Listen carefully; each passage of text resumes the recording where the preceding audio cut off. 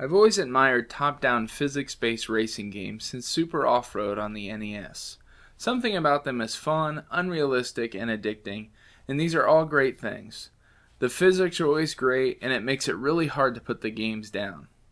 My name's Tony from the Classic League Gaming and Electronic Podcast, and today I'm reviewing the game Reckless Getaway for iPhone and iPad. This app was developed by Pixelbyte and published by PolarBit. Now, I've been following this title for some time because it's a top-down racer. I've been looking forward to it, and it seems to really follow that fun formula. So let's take a look at it today and see if it's one that's worth your money and your time.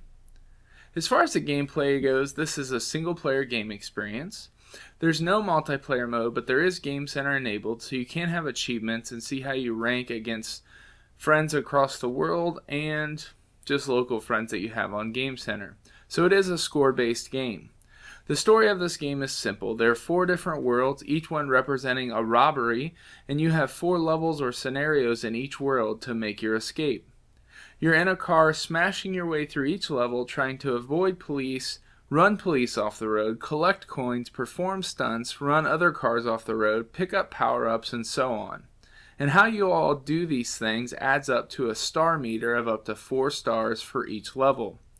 The goal is to get as many stars as possible because the stars are the only way that you unlock the other worlds later in the game.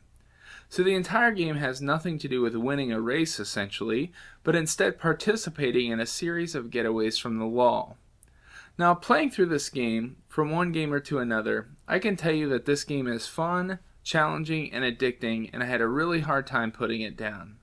The physics of this game are great, from explosions to running cars off the road to making jumps and using power-ups. It's all a lot of fun.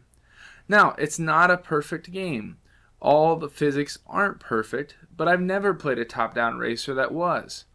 There'll be times when you get run off the screen or stuck on a piece of equipment or a bridge or you wreck into a semi, but that's what makes these games fun to me, the randomness of the levels.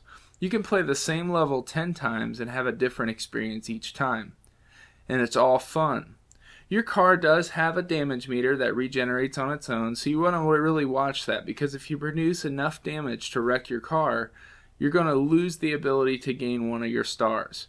For every wreck that you achieve in a level, you lose the ability to gain a star, which can be detrimental when trying to gain stars to unlock future worlds. Now, I really like the progression of having a star system, especially when needing a certain amount of stars to unlock future levels. I like that because it keeps the game fun and challenging and gives you a good sense of accomplishment. The controls of the game work great. You have 2 options, tilt-based or button-based. The tilt controls work fine, but to get really serious and accurate, I highly recommend the buttons, especially on the iPad version.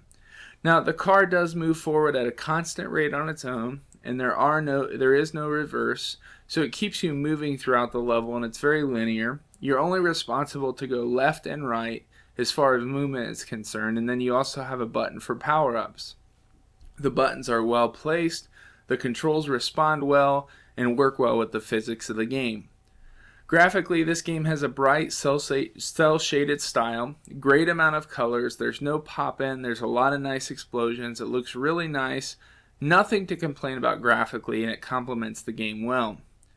In conclusion, I was really pleased with Reckless Getaway.